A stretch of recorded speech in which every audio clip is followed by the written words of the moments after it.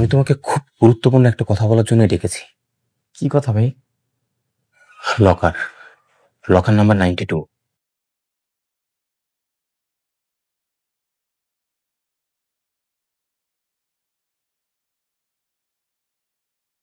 প্রত্যুষে রক্ত দিয়ে ভালোবাসা চিঠি লিখতেছেন, হায় আল্লাহ! কিছু কিছু ভালোবাসা প্রকাশ এমন অমূল্যবান জিনিস দিয়ে করলে আজীবন মনে থাকবে।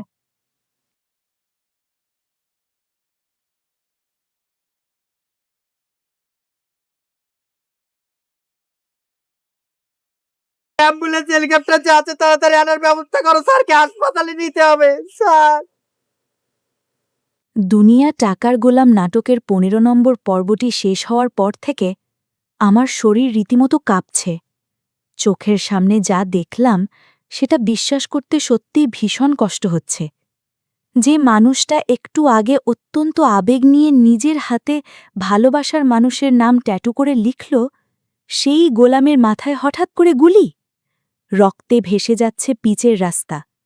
আর ঠিক অন্যদিকে পরম মমতায় নিজেদের বাসরঘর সাজিয়ে রাখা ঋতুর হাতের লেখা চিঠির ওপর রক্তের ছোপ, আর চোখের সামনে পুড়ে ছাই হয়ে যাচ্ছে তাদের হাসি মুখের সেই ফ্রেমবন্দি ছবিটা। তাহলে কি সব এখানেই শেষ? টাকার কাছে কি সত্যিই হেরে গেল ভালোবাসা? নাকি লকার নম্বর ৯২ এর আড়ালে লুকিয়ে আছে এমন কোনো ভয়ঙ্কর সত্যি যা পুরো দুনিয়াকে কাঁপিয়ে দেবে? চলুন আজকের এই দম বন্ধ করা পর্বের প্রতিটি দৃশ্য খুব গভীরভাবে মিলিয়ে দেখি এবং খোঁজার চেষ্টা করি পরবর্তী পর্বে কি এমন প্রলয়ঙ্করী ঝড় আমাদের জন্য অপেক্ষা করছে। পর্বের শুরুতেই আমরা এক চরম উত্তেজনার মুখোমুখি হই। চারদিকে শুধু একটা নামেরই হাহাকার, আর সেটা হল লকার নম্বর ৯২। এই একটিমাত্র লকার যেন সবার রাতের ঘুম কেড়ে নিয়েছে।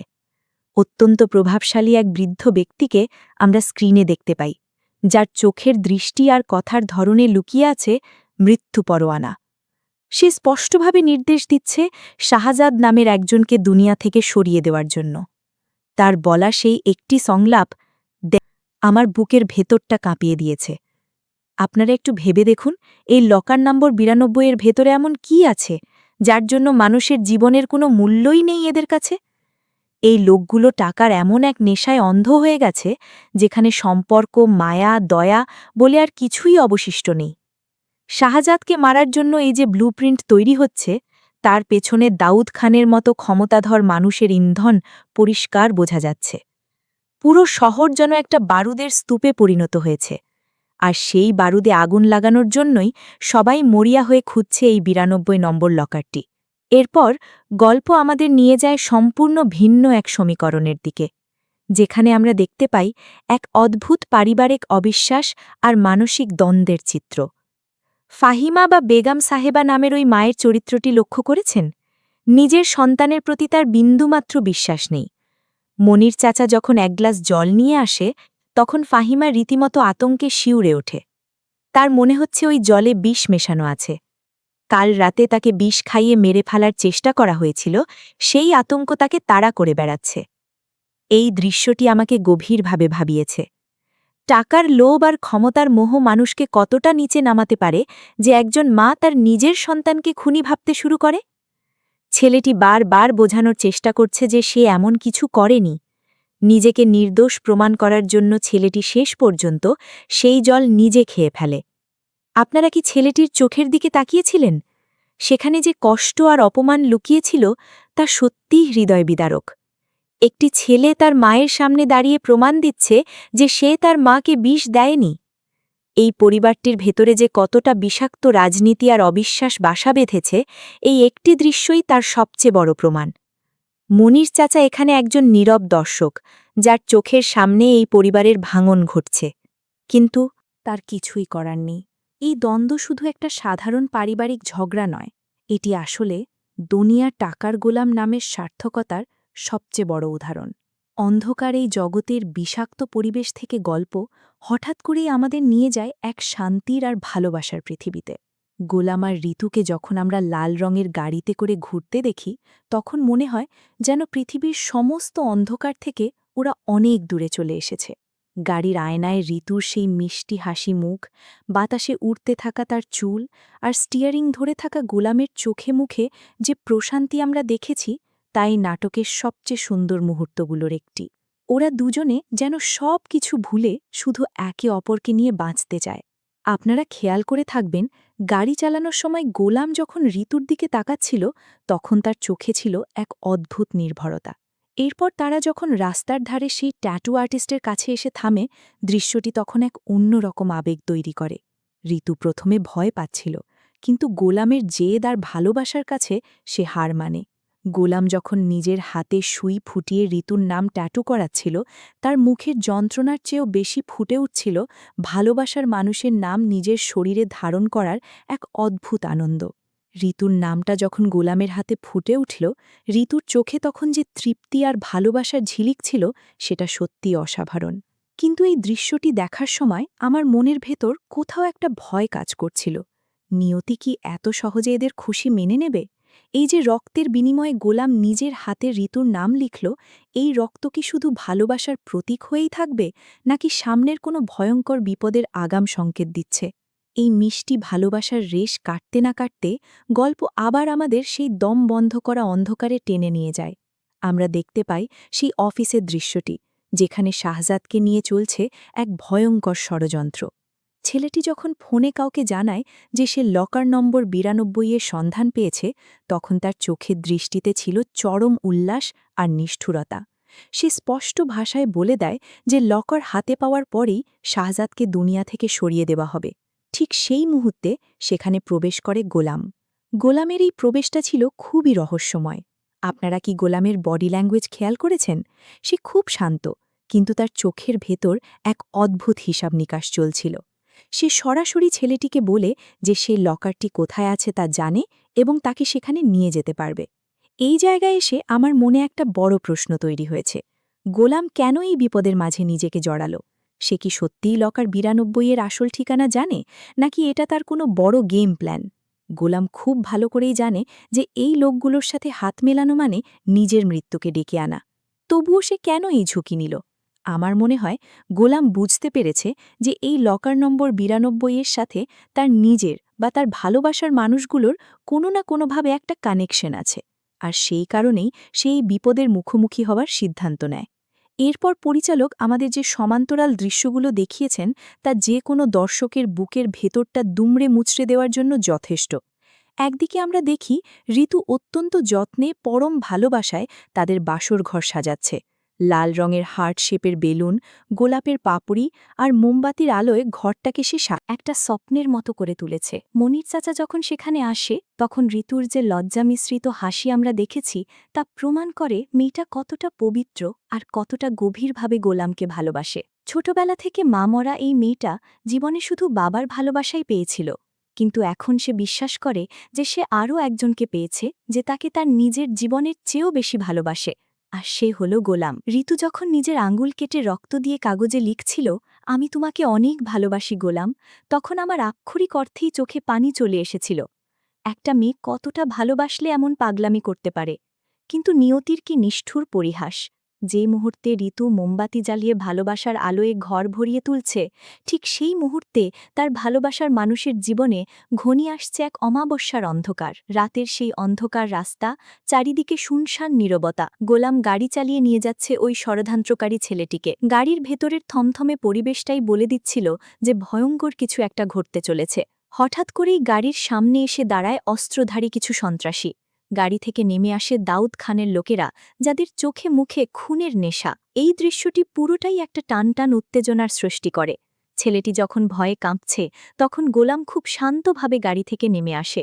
সে বলে যে সে লকার নিয়ে এসেছে। এরপর সে গাড়ির পেছনের সিট থেকে একটা কাঠের বাক্স বের করে আনে, যার উপর লেখা কুরিমের লকার। এই জায়গাটা আপনারা একটু গভীরভাবে নোটিস করবেন। ওরা খুঁজছে লকার নম্বর 92, আর গোলাম নিয়ে এসেছে কুরিমের লকার লেখা একটা কাঠের বাক্স। এটা দেখে অস্ত্রধারী লোকগুলোও কিছুটা বিভ্রান্ত হয়ে পড়ে, আর ঠিক সেই বিভ্রান্তির সুযোগেই ঘটে যায় সেই অকল্পনীয় ঘটনা। কিছু বুঝে ওঠার আগেই হঠাৎ করে একটা গুলির শব্দ।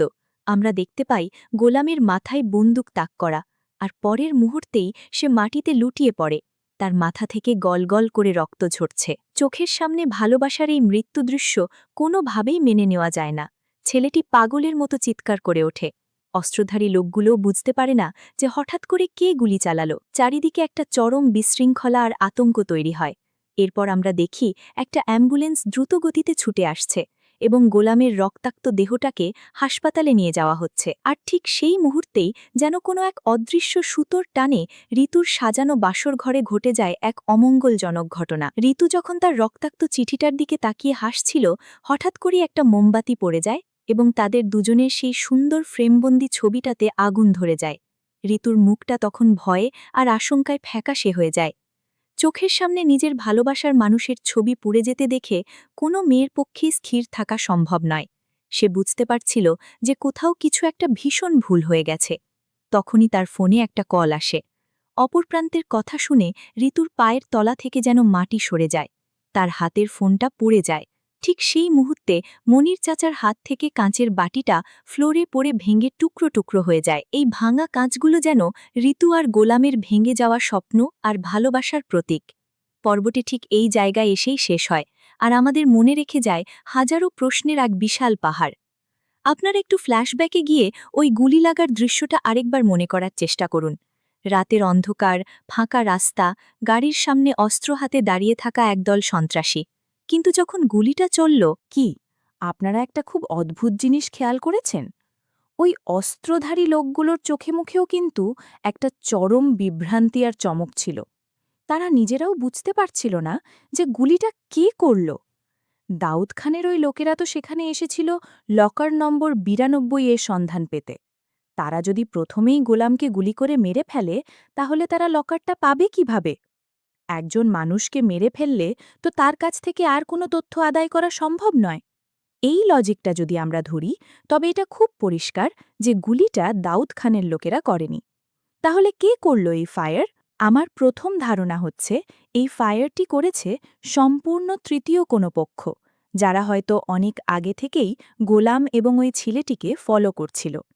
এই তৃতীয় পক্ষ হতে পারে শাহজাদের নিজের লোক, যারা হয়তো বুঝতে পেরেছিল যে শাহজাদকে মারার জন্য এই লকারটা খোঁজা হচ্ছে, তাই তারা লকার এবং তার সন্ধানদাতা দুজনকেই শেষ করে দিতে চেয়েছে। আবার এমনও হতে পারে এই তৃতীয় পক্ষ হল সেই আসল মাস্টারমাইন্ড, যে পর্দার আড়ালে থেকে পুরো শহরটাকে নাচাচ্ছে, এবং সে চায় না কোনোভাবেই এই লকারের আসল সত্যিটা দাউদ খান বা অন্য কারো হাতে গিয়ে পড়ুক। তবে আমার দ্বিতীয় এবং সবচেয়ে জোরালো প্রেডিকশনটি যদি আপনারা শোনেন, তবে হয়তো আপনাদের গায়ের লোম খাড়া হয়ে যাবে। আমার মনে হচ্ছে গোলামের এই মৃত্যু বা গুলি খাওয়ার পুরো ঘটনাটাই একটা সাজানো নাটক হতে পারে। আপনারা একটু ঠান্ডা মাথায় ভেবে দেখুন, গোলাম ছেলেটা কিন্তু মোটেও বোকা নয়। আন্ডারওয়ার্ল্ডের এত বড় একটা চক্রের সাথে যখন সে ডিল করতে যাচ্ছে, তখন সে নিশ্চয়ই জানে যে সেখানে তার জীবনের ঝুঁকি কতটুকু।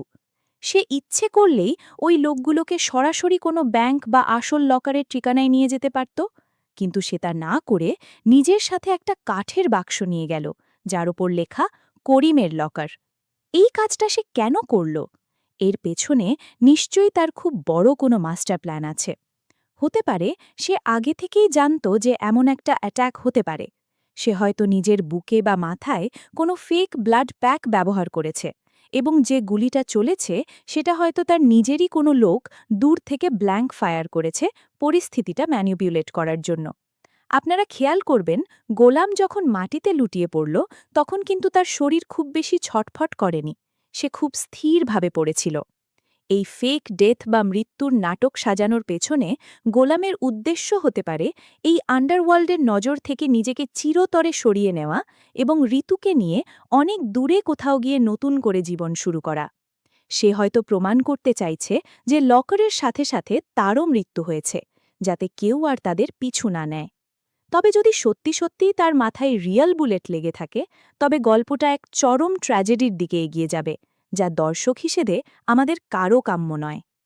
এবার একটু করিমের লকার লেখা ওই কাঠের বাক্সটার দিকে নজর দেওয়া যাক। এই করিমটা আসলে কে? লকার নম্বর 92 খুঁজতে এসে হঠাৎ করে এই করিমের লকার কোত্থেকে উদয় হল? আমার ধারণা এই করিমের লকার কোনো সাধারণ বাক্স নয়। এর ভেতরে হয়তো এমন কোনো দলিল, এমন কোনো প্রমাণ বা এমন কোনো ডায়েরি আছে যা এই শহরের সবচেয়ে ক্ষমতাধর মানুষদের আসল মুখোশ খুলে দেবে। হতে পারে এই করিম হল ঋতুর বাবা, বা এমন কেউ যার সাথে গোলামের অতীত জীবনের খুব গভীর কোনো সম্পর্ক আছে। এই বাক্সটার ভেতরে হয়তো টাকা বা সোনাদানা নেই, বরং এর ভেতরে আছে এমন কিছু অন্ধকার অতীত যা প্রকাশ পেলে ওই দাউদ খান বা শাহজাদদের মতো মানুষদের সাম্রাজ্য এক নিমিষেই ধুলোয় মিশে যাবে। গোলাম হয়তো চেয়েছিল এই বাক্সটা ওই লোকগুলোর হাতে তুলে দিয়ে তাদের দৃষ্টি অন্যদিকে ঘুরিয়ে দিতে, কিন্তু পরিস্থিতি তার নিয়ন্ত্রণের বাইরে চলে যায়। আগামী পর্বে আমরা হয়তো দেখতে পাব যে পুলিশ বা অন্য কোনো গ্যাং ওই বাক্সটা উদ্ধার করেছে এবং সেখান থেকেই গল্পের নতুন একটা চ্যাপ্টার শুরু হতে যাচ্ছে। অ্যাম্বুলেন্সের ভেতরের দৃশ্যটাও আমাদের খুব গভীরভাবে বিশ্লেষণ করা উচিত। গোলামকে যখন রক্তাক্ত অবস্থায় স্ট্রেচারে করে অ্যাম্বুলেন্সে তোলা হচ্ছিল, তখন তার সাথে থাকা ওই ছেলেটির কান্না আর আহাজারি দেখে মনে হচ্ছিল সে সত্যিই খুব ভয় পেয়ে গেছে। সে হয়তো বুঝতে পারছে যে সে কত বড় একটা বিপদের মধ্যে পা দিয়েছে। সে তার বসকে ফোন করে কাঁপা কাঁপা গলায় বলছিল যে শাহজাদ স্যারকে তারা গুলি করেছে। তার মানে ওই ছেলেটি নিজেও কনফিউজড যে আসলে গুলিটা কে খেয়েছে এবং কে করেছে। এই কনফিউশনটা প্রমাণ করে যে এই চক্রের ভেতরেও অনেকগুলো সাবপ্লট বা উপবিভাগ কাজ করছে, যারা একে অপরের বিরুদ্ধে লড়ছে। আগামী পর্বে আমরা হয়তো দেখব যে এই ছেলেটি পুলিশের হাতে ধরা পড়বে, অথবা দাউদ খানের লোকেরা তাকে তুলে নিয়ে গিয়ে চরম টর্চার করবে আসল সত্যিটা জানার জন্য। আর গোলাম যদি সত্যিই বেঁচে থাকে বা কোমায় চলে যায়, তবে হাসপাতালের ওই দৃশ্যগুলো হতে যাচ্ছে চরম ইমোশনাল। ডাক্তারদের সেই চিরাচরিত সংলাপ, আমরা আমাদের সর্বোচ্চ চেষ্টা করছি, বাকিটা উপরওয়ালার ইচ্ছা, এই কথাগুলো হয়তো আমাদের আগামী পর্বে শুনতে হবে। এবার চলুন গল্পটার সবচেয়ে ইমোশনাল এবং হৃদয় বিদারক দিকটি নিয়ে কথা বলি, আর তা হলো আমাদের সবার প্রিয় ঋতু। আপনারা একটু কল্পনা করার চেষ্টা করুন তো, যে মেয়েটা নিজের আঙুল কেটে রক্ত দিয়ে ভালোবাসার চিঠি লিখছে, বাসরঘর সাজিয়ে অধীর আগ্রহে প্রহর গুনছে কখন তার স্বপ্নের পুরুষ তার সামনে এসে দাঁড়াবে। সেই মেয়েটার কানে যখন এই খবরটা পৌঁছবে, তখন তার মানসিক অবস্থা ঠিক কেমন হবে? টেলিফোনে খবরটা শোনার পর তার হাতের ফোনটা পড়ে গেল, আর সেই সাথে ভেঙে টুকরো টুকরো হয়ে গেল মনির চাচার কাঁচের বাটিটা। এই ভাঙা কাঁচের টুকরোগুলো আসলে ঋতুর ভেঙে যাওয়া হৃদয়েরই একটা রূপক। আগামী পর্বে আমরা নিশ্চিতভাবেই দেখতে পাব ঋতু পাগলের মতো দৌড়াতে দৌড়াতে হাসপাতালে গিয়ে পৌঁছবে। হাসপাতালের করিডরে তার সেই আর্তনাদ, গোলামের রক্তাক্ত শরীর দেখে তার সেই হাহাকার, এই দৃশ্যগুলো আমাদের চোখে নিশ্চিতভাবেই জল এনে দেবে। তবে আমার মনে হয় ঋতু শুধু কেঁদেই শান্ত হবে না। এই ঘটনাটা তার জীবনের সবচেয়ে বড় টার্নিং পয়েন্ট হতে যাচ্ছে। এতদিন আমরা ঋতুকে দেখেছি একটা মিষ্টি, শান্ত এবং অভিমানী মেয়ে হিসেবে, কিন্তু নিজের ভালোবাসার মানুষের এই পরিণতি দেখার পর তার ভেতরের আসল আগুনটা হয়তো এবার জ্বলে উঠবে। আমার খুব স্ট্রং একটা প্রেডিকশন হলো, ঋতু এবার আর শুধু চোখের জল ফেলবে না, সে এবার হয়তো নিজেই মাঠে নামবে এই ঘটনার প্রতিশোধ নিতে। যে ভালোবাসার জন্য সে সব কিছু ছেড়ে দিতে রাজি ছিল, সেই ভালোবাসার উপর যারা আঘাত হেনেছে তাদের কাউকে সে সহজে ছেড়ে দেবে না। সে হয়তো এমন কোনো পদক্ষেপ নেবে যা ওই আন্ডারওয়ার্ল্ডের রাঘব বোয়ালদেরও কাঁপিয়ে দেবে। গল্পের আরেকটা খুব রহস্যময় এবং ডার্ক দিক হল ফাহিমা বা বেগম সাহেবার সেই পরিবারের কাহিনী। এই ট্র্যাকটা প্রথম দিকে মূল গল্পের সাথে খুব একটা যুক্ত না মনে হলেও এখন পরিষ্কার বোঝা যাচ্ছে যে এই পরিবারের নোংরা রাজনীতির সাথে আন্ডারওয়ার্ল্ডের কোথাও না কোথাও একটা যোগসূত্র আছে। বেগম সাহেবা যখন এক গ্লাস জল খেতে গিয়েও ভয় পাচ্ছে এই ভেবে যে তাতে বিষ মেশানো আছে, তখন বুঝতে হবে এই পরিবারের ভেতরে কতটা অবিশ্বাস আর ঘৃণা জন্ম নিয়েছে। ছেলেটা নিজের মায়ের সামনে সেই জল খেয়ে নিজেকে নির্দোষ প্রমাণ করার যে দৃশ্যটা আমরা দেখেছি, সেটা কিন্তু খুব জটিল একটা সাইকোলজিক্যাল গেম হতে পারে। আমার মনে হচ্ছে ছেলেটা হয়তো সত্যিই মাপে বিষ দেয়নি, কিন্তু সে মায়ের মনের ভেতরে এমন একটা সাইকোলজিক্যাল ভয় ঢুকিয়ে দিতে চাইছে যাতে মা পাগল হয়ে যায় অথবা ভয়ে ভয়ে নিজেই নিজের ক্ষমতা ছেলের হাতে তুলে দেয়। আবার এমনও হতে পারে এই পুরো বিষ মেশানোর চেষ্টার পেছনে ওই মনির চাচার কোনো হাত আছে। মনির চাচাকে আমরা সবসময় খুব সাধারণ একজন কাজের লোক বা কেয়ারটেকার হিসেবে দেখি, কিন্তু বাংলা নাটকের ইতিহাসে আমরা অনেকবার দেখেছি যে ঘরের সবচেয়ে বিশ্বস্ত লোকটাই শেষ পর্যন্ত সবচেয়ে বড় বিশ্বাসঘাতক হিসেবে সামনে আসে। মনির চাচা হয়তো ওই পরিবারের ভেতরের কোনো পুরনো শত্রুতার প্রতিশোধ নিচ্ছে। আগামী পর্বগুলোতে হয়তো ওই বেগম সাহেবার পরিবারের সাথে ওই লকার নম্বর ৯২-এর কোনো একটা মারাত্মক কানেকশন আমরা দেখতে পাব। হয়তো ওই লকারের ভেতরেই লুকিয়ে আছে এই পরিবারের কোনো অবৈধ সম্পত্তির দলিল বা কোনো ডার্ক সিক্রেট যা ছেলেটা হাত করতে চাইছে। দুনিয়া টাকার গোলাম এই নামকরণটার সার্থকতা কিন্তু আজকের পর্বে আমরা সবচেয়ে বেশি উপলব্ধি করতে পেরেছি। আপনারা গভীরভাবে চিন্তা করলে দেখবেন এখানে প্রায় প্রতিটি চরিত্রই কোনো না কোনোভাবে টাকার গোলাম। দাউদ খান আর তার গ্যাং টাকার জন্য মানুষ খুন করতে দ্বিধা করছে না।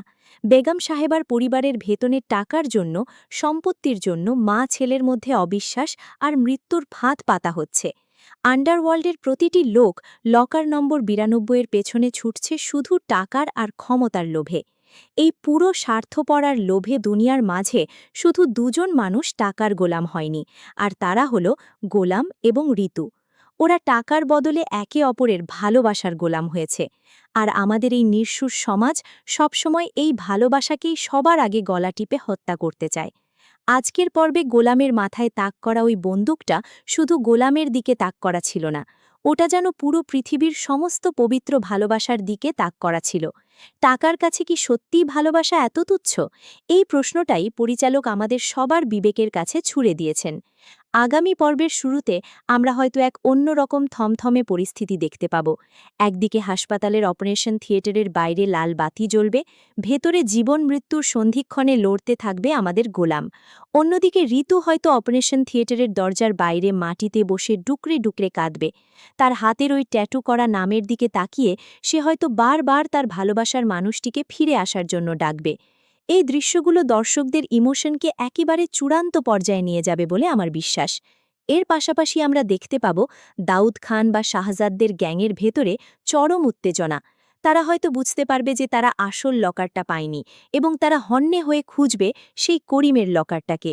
ওই যে ছেলেটা যে গোলামকে সাথে নিয়ে গিয়েছিল, সে হয়তো পুলিশের কোনো জেরা বা গ্যাংস্টারদের টর্চারের মুখোমুখি হবে। সেখান থেকে হয়তো নতুন কোনো ক্লু বেরিয়ে আসবে। আমার আরেকটি প্রেডিকশন হল আগামী পর্বে আমরা এমন কোনো নতুন চরিত্রের এন্ট্রি দেখতে পারি যে হয়তো এই পুরো ঘটনার মোড় ঘুরিয়ে দেবে। সে হতে পারে পুলিশের কোনো সৎ এবং দুর্দান্ত অফিসার যে এই আন্ডারওয়ার্ল্ডের গ্যাংগুলোকে ধরার জন্য অনেক দিন ধরে একটা সুযোগ খুঁজছিল। গোলামের এই গুলিবিদ্ধ হওয়ার ঘটনাটা হয়তো সেই অফিসারের জন্য একটা তুরুপের দাস হয়ে আসবে। সে হয়তো গোলামকে প্রোটেকশন দেবে এবং তাকে রাজসাক্ষী বানিয়ে পুরো চক্রটাকে ধরার একটা জাল পাতবে। যদি এমনটা হয় তবে এই নাটকটি একটা অসাধারণ ক্রাইম থ্রিলারের রূপ নেবে। আর যদি গোলাম সত্যি সত্যি মারা যায় তবে এই নাটকটি বাংলা নাটকের ইতিহাসে অন্যতম সেরা একটি ট্র্যাজিক রোম্যান্টিক থ্রিলার হিসেবে জায়গা করে নেবে। তবে দর্শক হিসেবে আমরা কেউ চাই না গোলাম আর ঋতু হে সুন্দর ভালোবাসার গল্পটা এত অকালে এত নির্মমভাবে শেষ হয়ে যাক। আমরা চাই গোলাম ফিরে আসুক। সে ফিরে এসে ওই লোকগুলোর আসল মুখোশ টেনে ছিঁড়ে ফেলুক এবং প্রমাণ করুক যে দুনিয়া টাকার গোলাম হতে পারে, কিন্তু সত্যিকারের ভালোবাসার কোনো মূল্য টাকা দিয়ে মাপা যায় না। সব মিলিয়ে ১৫ নম্বর পর্বটি ছিল এক কথায় অসাধারণ, শ্বাসরুদ্ধকর এবং ইমোশনে ভরপুর। এর সিনেমাটোগ্রাফি, ব্যাকগ্রাউন্ড মিউজিক এবং বিশেষ করে অভিনেতাদের এক্সপ্রেশন ছিল মুগ্ধ করার মতো। বিশেষ করে গোলাম আর ঋতুর ওই ট্যাটু করার দৃশ্যটি এবং শেষের দিকে অ্যাম্বুলেন্সের ওই প্যানিক করা দৃশ্যটি পরিচালকের মুন্সিয়ানার খুব বড় একটা প্রমাণ। তবে যাই ঘটুক না কেন, এই লকার নম্বর ৯২ যে এই শহরের অনেক বড় বড় মানুষের ঘুম হারাম করে দিয়েছে তা আর বলার অপেক্ষা রাখে না। বন্ধুরা, আমার এই রিভিউ এবং প্রেডিকশনগুলো আপনাদের কাছে কেমন লাগলো? আপনাদের কি মনে হয়, গোলাম কি সত্যিই মারা গেছে, নাকি এটা তার বাঁচার জন্য করা কোনো বড় গেম প্ল্যান? আর ওই করিমের লকারটার ভেতরে আসলে কি লুকিয়ে আছে? আপনারা কি মনে করেন ঋতু এবার এই ঘটনার প্রতিশোধ নিতে কোনো ডেসপারেট পদক্ষেপ নেবে? আপনাদের মাথায় যদি এমন কোনো থিওরি বা প্রেডিকশন থাকে যা আমার বলা কথাগুলোর চেয়েও বেশি ইন্টারেস্টিং, তবে প্লিজ কমেন্ট করে আমাকে জানাতে একদম ভুলবেন না। আপনাদের প্রতিটি কমেন্ট আমি খুব মনোযোগ দিয়ে পড়ি এবং আপনাদের লজিকগুলো আমাকেও নতুন করে ভাবতে সাহায্য করে। আজকের এই রিভিউ ভিডিওটি যদি আপনাদের কাছে লজিক্যাল, ইমোশনাল এবং নিখুঁত মনে হয়ে থাকে তবে অবশ্যই ভিডিওটিতে একটি লাইক দিয়ে দেবেন। আপনাদের একটি লাইক আমাকে এরকম আরও দারুণ সব নাটকের গভীর বিশ্লেষণ এবং রিভিউ নিয়ে আসার জন্য অনেক বেশি উৎসাহিত করে। আর হ্যাঁ, যারা আমার চ্যানেলে নতুন এসেছেন তারা অবশ্যই চ্যানেলটি সাবস্ক্রাইব করে পাশে থাকা বেল আইকনটি অন করে রাখবেন, কারণ আগামী পর্বটি রিলিজ হওয়ার সাথে সাথেই আমি নিয়ে আসব তার আরও একটি চুলচেরা বিশ্লেষণ এবং রিভিউ, তাই কোনোভাবেই পরবর্তী আপডেট মিস করবেন না। সবাই অনেক অনেক ভালো থাকবেন, সুস্থ থাকবেন এবং নিজেদের প্রিয় মানুষগুলোকে সব সময় আগলে রাখবেন, কারণ এই নাটকের মতোই বাস্তব জীবনও অনেক সময় বড় বেশি আনপ্রেডিক্টেবল হয়ে ওঠে।